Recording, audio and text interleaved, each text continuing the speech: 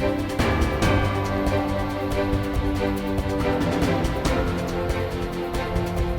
jour est dédié pour la réflexion à la guérison complète et rapide de Michael Salomon Ben Betty Julie, Bezrat Hashem. Dernier cours, on a parlé du micro-ondes. On avait dit qu'il fallait donc, on ne peut pas utiliser un micro-ondes et chalavi bassari, il fallait entourer toujours un des aliments, soit le bassari, soit le chalavi. On a vu est-ce qu'on pouvait l'autoriser ou pas. La meilleure solution, c'est d'acheter deux micro-ondes, d'accord? Comme ça, tu sors tous les problèmes. Il n'y a pas de problème. Aujourd'hui, ça ne coûte pas grand-chose. Attends, ça coûte une petite fortune. Il y a 40 ans, je me souviens, un ami à mon père qui était millionnaire, il avait créé un micro-ondes. C'était extraordinaire, d'accord? On mettait un plat. En une minute, il était chauffé, d'accord? On en revenait pour aujourd'hui. Dans toutes les maisons, il y a cela. Ça ne coûte pas grand-chose d'acheter un chalavi, un bassari. Celui qui veut faire top, il en achète 4. Un bassari chalavi pour l'année, un bassari chalavi pour Pessah. Bon, ça, c'est les gens qui ont les moyens. On peut tenir le coup pendant Pessah. Tu as un Shabbat, tu as 2 jours de fête. Il te reste combien? Il te reste 4 jours au milieu, d'accord? Tu peux 4 jours vivre sans micro-ondes. Il y a des gens pour eux, c'est terrible, d'accord? Comme dans le vieux temps, on prenait une poêle, on mettait l'aliment dessus, on chauffait sur le gaz. On peut faire ça pendant 4 jours, ce n'est pas la fin des haricots. Celui qui ne peut pas, alors qu'il achète 4 batteries de micro-ondes. Il y a une chose qui est plus difficile. On ne peut pas difficilement en acheter 2, un bassari et un chalavi. Ce sont les lave-vaisselle. Elle dit aux gens, écoute, plus de la vaisselle maintenant, tu laves la vaisselle à la main, tu diras, bah, va laver toi-même, d'accord? Ce que tu me dis de laver la main à la vaisselle. Les gens, aujourd'hui, en Occident, c'est le Savaracha. La première fois où on l'entend parler dans la Torah, il dit Ki'ayef Anori, car je suis fatigué, d'accord?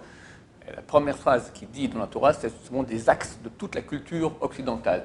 Par définition, un occidental, il est fatigué, il cherche le moindre effort. Il y a beaucoup d'inventions. Je ne suis pas contre, je vis en Occident, j'ai besoin. La voiture, l'ascenseur, attends, ça n'existait pas le lave-vaisselle. Il y avait la machine à laver les habits, d'accord. Le lave-linge, d'accord, la machine à lessive. Après, il y a eu le séchoir. Après, il y a le lave-vaisselle, le micro-ondes. Tout faire pour gagner du temps. Qu'est-ce qu'on fait pendant le reste du temps? On regarde des films sur les petits appareils maudits, d'accord. Bon. En tout cas, cette culture, elle est là pour le moindre effort. Alors, on ne peut pas dire aux gens maintenant, va et lave à la main. Il faut un lave-vaisselle. Maintenant, avoir 2 lave-vaisselle, un chalavi, un bassari, c'est un problème. Les grands poskim de ce jour, de notre génération, se sont penchés sur ce problème. Est-ce qu'on peut autoriser de laver ensemble, dans le même lave-vaisselle, du bassari et chalavi, ou est-ce que c'est interdit? Et si c'est le cas, est-ce qu'on peut au moins autoriser d'abord bassari, après chalavi, ou vice-versa, d'accord? Un après l'autre. Alors, la Sougha, elle est comme ça. Le sujet, il provient de Shulchan Aruch, chapitre 95 du Shulchan Aruch. Il dit, est-ce qu'on peut laver des assiettes chalavi dans une grosse casserole d'eau bouillante bassari? Shulchan Aruch autorise cela en vertu du principe de Nat Barnat, on a déjà parlé. La viande a donné le goût dans la casserole donne le goût dans l'eau, et l'eau, elle est encore permise, ce n'est pas du lait. De même, le lait a donné du goût dans l'assiette redonne ce goût dans l'eau, et ça se mélange comme ça. Mais ce sont des goûts de goût déjà, donc c'est permis. Le Réma, le Shulchan Aruch d'Ashkenazim, lui, il interdit. Il dit qu'il faut mettre dedans de la cendre, dans l'eau, comme ça altère le goût. D'accord? Aujourd'hui, on a des détergents, ça altère beaucoup mieux le goût que la cendre. Le Réma continue et dit, ça c'est si on trempe dans l'eau bouillante. Mais si maintenant on a des ustensiles chalavi et bassari ensemble mélangés, et on prend maintenant une casserole d'eau bouillante et qu'on verse dessus. On verse de l'eau bouillante, un tuyau comme ça avec de l'eau ou avec directement la casserole, je verse l'eau bouillante dessus. Lui dit que c'est permis. Parce que quand l'eau bouillante, elle coule, elle a moins de capacité de faire sortir le goût que lorsque tu trempes dans une casserole d'eau bouillante. D'accord? Il y a ce qu'on appelle klirishon, un ustensile qui est sur le feu ou qui était sur le feu. Tu trempes dedans un ustensile, c'est très chaud. Mais quand tu verses un hirouille, ça a déjà beaucoup moins de capacité de cuisson. À Shabbat, on sait que si tu prends un aliment cru, tu le mets dans une casserole bouillante, il est cuit.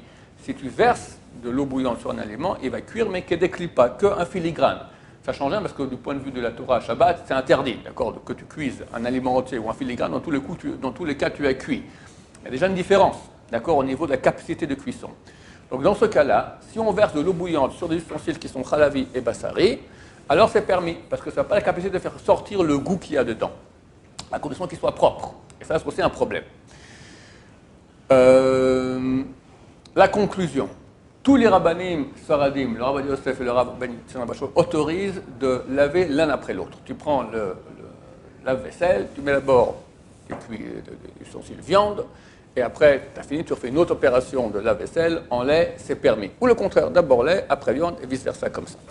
Ça, tout le monde autorise. Pourquoi? Parce qu'ils disent que l'eau, quand elle arrive, c'est même pas certain que c'est un héroïque klirishon, que c'est de l'eau bouillante qui est versée de l'ustensile lui-même. Ça se peut, peut-être, c'est même pas clair. Et vu que ça, de toute façon, c'est permis, alors ça va.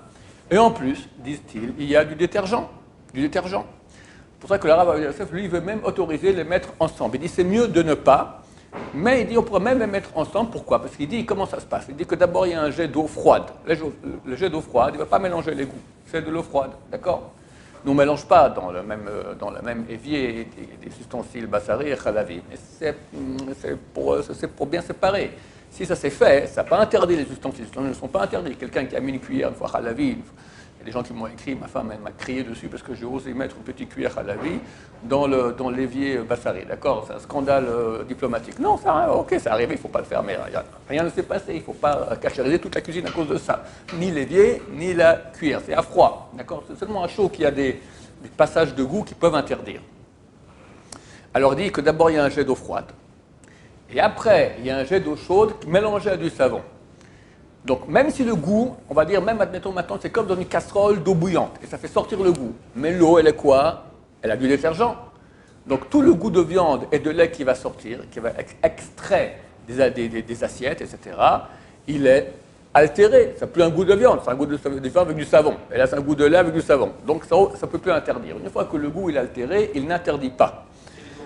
Et les morceaux qui sont sur les assiettes? Les morceaux aussi, s'il y a du savon. Tu mets du savon sur le morceau, c'est terminé, il est altéré, il n'y a plus un goût qui passe. En plus, le morceau, le goût, il va aller où? Même s'il se colle maintenant sur une assiette, le morceau de viande se colle sur une assiette khalavi, il faut y aller, hein, mais admettons que c'est comme ça. Il y a de l'eau entre les deux, il y a du savon, donc le goût qui passe, il est altéré.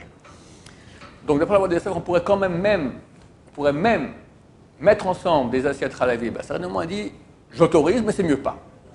Et moi, je dis, attention, ça c'est d'après les machines à laver d'il y a 30 ans, sur la base desquelles le Rav Yosef écrit son sac. Il dit, j'ai parlé avec des techniciens, ils m'ont dit d'abord il y a un jet d'eau froide, après il y a un jet d'eau chaude avec du savon, du détergent. Mais si maintenant le premier jet il n'est pas à l'eau froide, il est déjà à l'eau chaude, sans détergent, là c'est un problème. Ensemble. On avait dit qu'il y en avait qui autorisaient, mais c'est pas clair, parce que comme tu dis, il y a des morceaux, il y a de la matière.